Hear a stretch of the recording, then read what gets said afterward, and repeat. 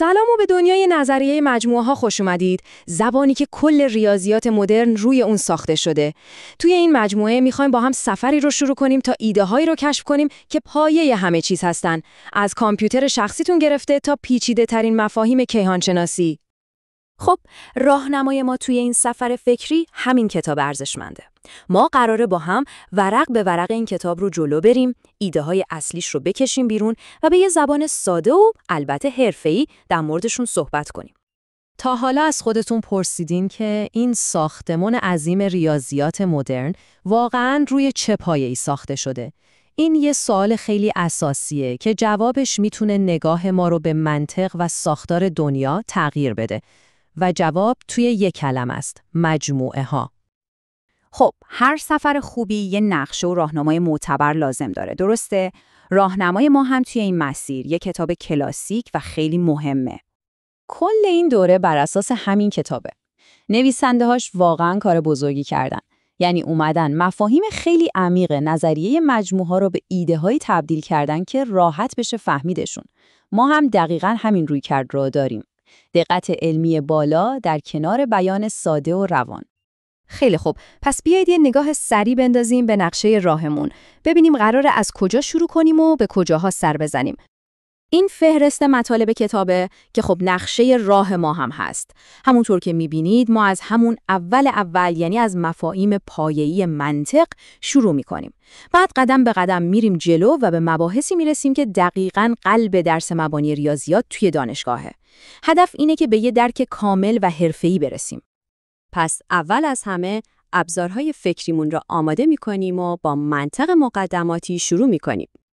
بعدش مستقیم میریم سراغ اصل مطلب و با مفهوم مجموعه آشنا میشیم. در قدم بعدی میبینیم که چطور با استفاده از مجموعه ها میتونیم روابط و توابع رو به شکلی دقیق تعریف کنیم. و در نهایت میبینیم که این نظریه چطور توی دنیای واقعی، مثلا توی جبر بول و کامپیوترها، قدرت خودش رو نشون میده. خب، حالا یکم سرعت رو کم کنیم. مهمترین سوال اینه: اصلاً مجموعه یعنی چی؟ خود کتاب اینجوری تعریفش میکنه: گردایه‌ای از اشیاء مشخص و متمایز، همینقدر ساده و همینقدر عمیق. همه چیز دقیقاً از همین تعریف شروع میشه. و بخش جالبش اینجاست که میشه این ایده‌های انتزاعی رو دید.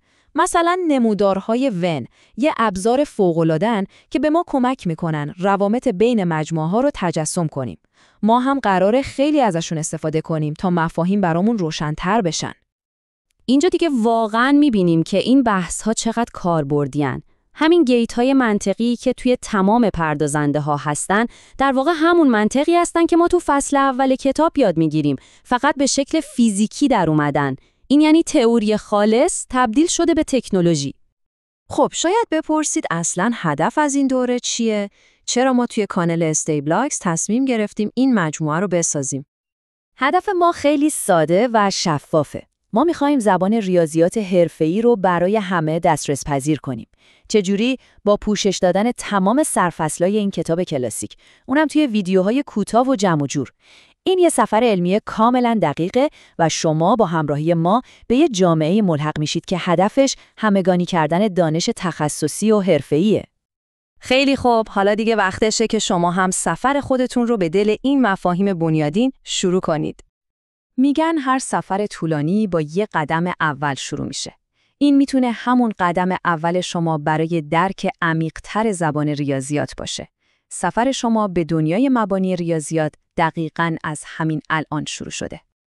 اگه برای این سفر هیجان انگیز آماده اید، کانال استایل بلاکس رو سابسکرایب کنید تا هیچ کدوم از قسمت‌های این مجموعه رو از دست ندید. ما منتظرتون هستیم.